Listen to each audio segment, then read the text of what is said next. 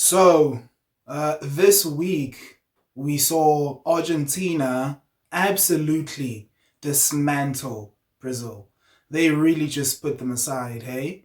I mean, once the game got going, I thought it was going to be a more competitive game, a more feisty. Well, it was definitely feisty. There was a lot of testosterone going around, high level, men going at it. But really, for the amount of talking that Rafinha did, I thought Brazil had something that, we don't know about.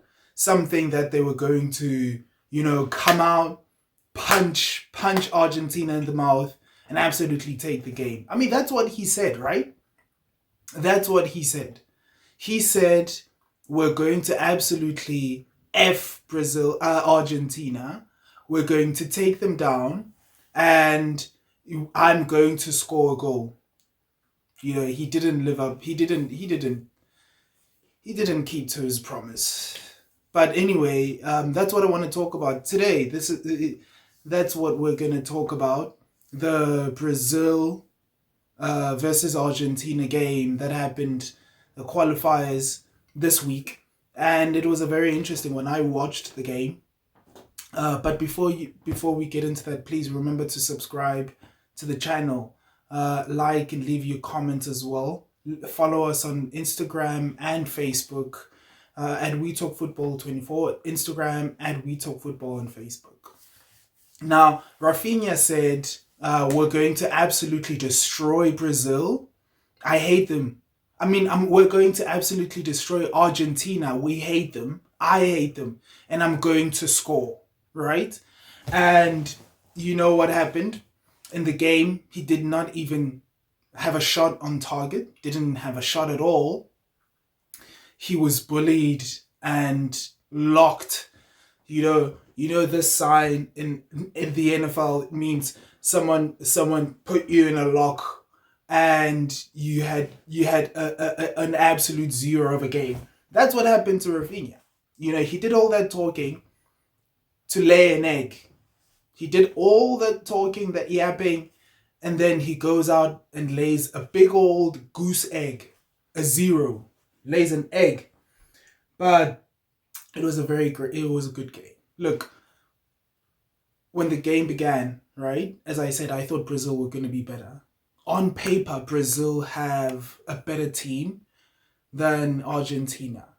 A lot of teams actually have better teams than Argentina. A lot of teams have better players than Argentina. And I definitely Brazil have way more better players than Argentina, and they just didn't show up.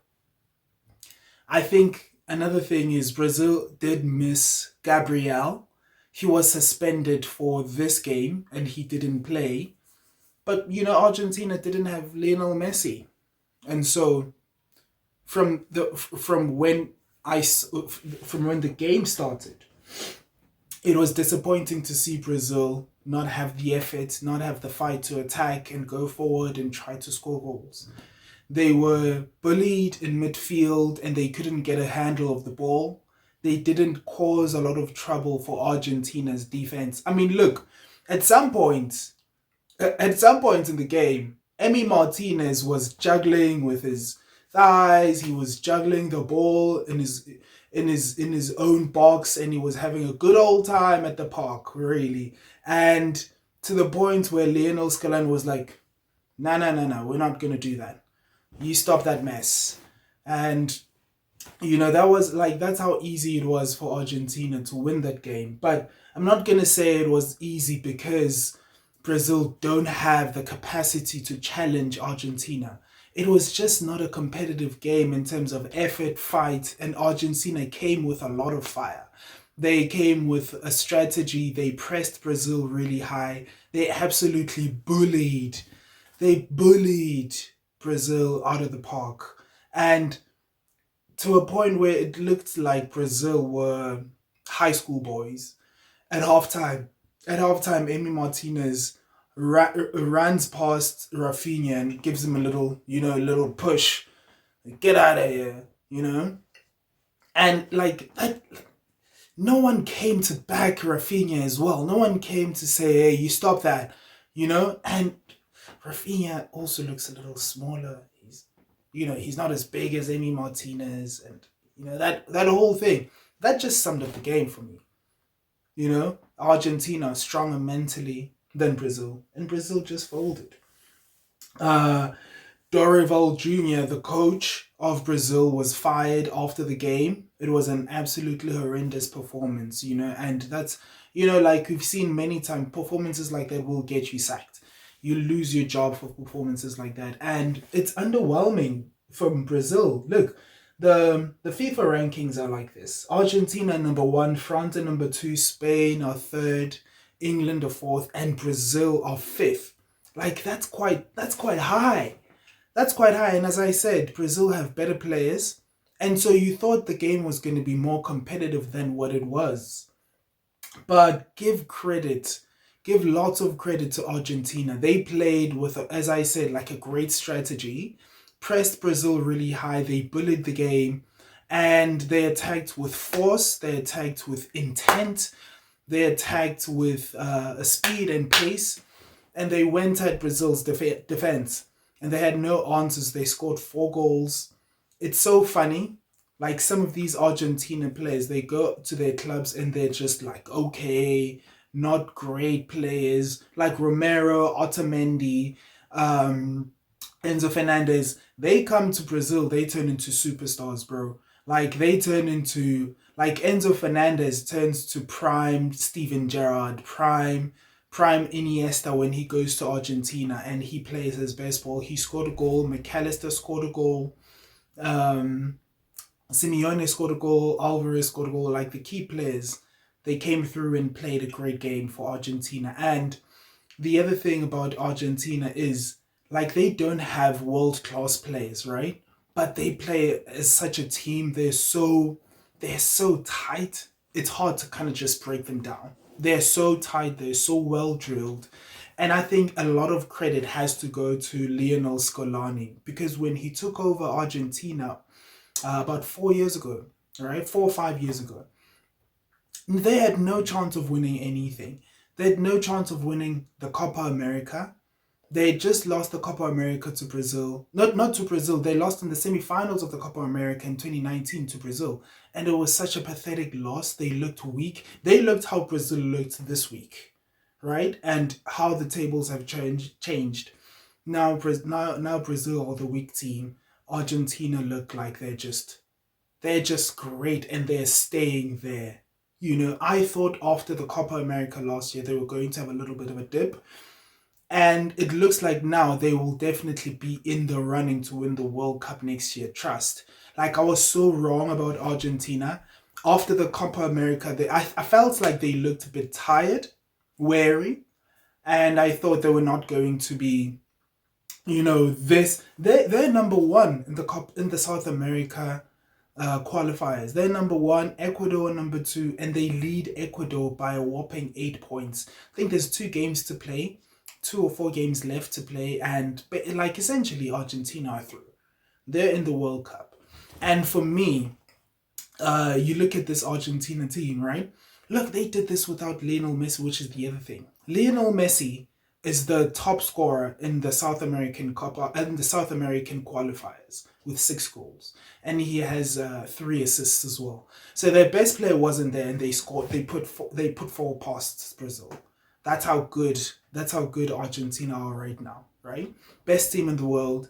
I think them and Spain. I don't know how Spain are third in the FIFA rankings behind France. I think they're better than France.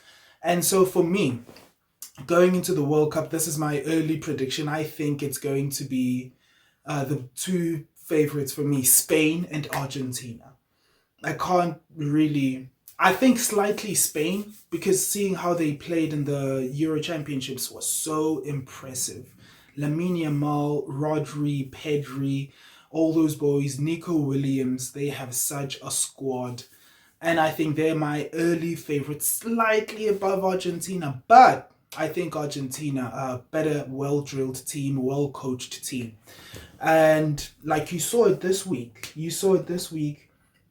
they nullified, like Argentina nullified Brazil's threat. And look, like as I'm saying, Brazil have a way better squad than Argentina. To put this into perspective, with all the great players that Brazil have, Cunha, Bruno G, Gabriel, Marquinhos, Alisson, all these boys, right? They're fantastic. They also have Rodrigo, who plays for Real Madrid, who's a really good player. I like him.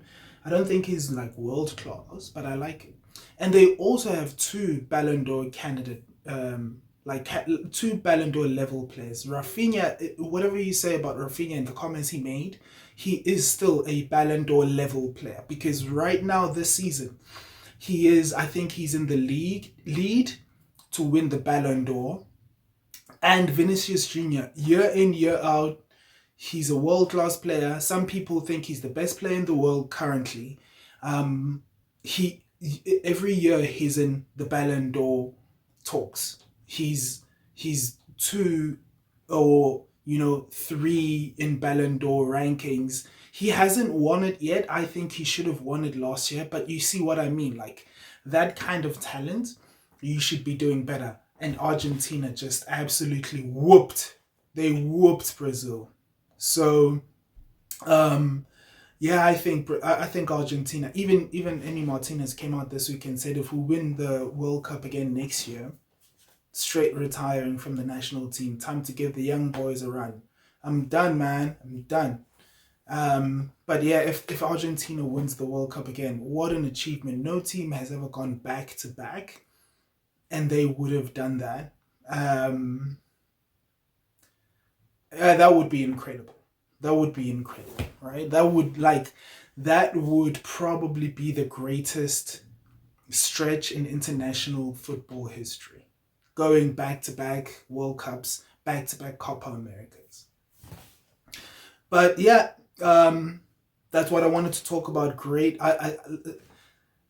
If you enjoyed the video, please like. It helps us out a lot. I said yesterday, we have 33 subscribers. We need 70 more to reach 50. And if we have 50 subscribers, then we can make live videos, which is something that I've been wanting to do for quite a while, ever since we started We Talk Football. So I would love that. I would love your support. It helps us out a lot. But thank you very much. Remember to follow us everywhere at We Talk Football 24, Instagram and YouTube, at We Talk Football at We Talk Football on Facebook as well. Thank you very much. Enjoy the rest of your weekend. Buenas.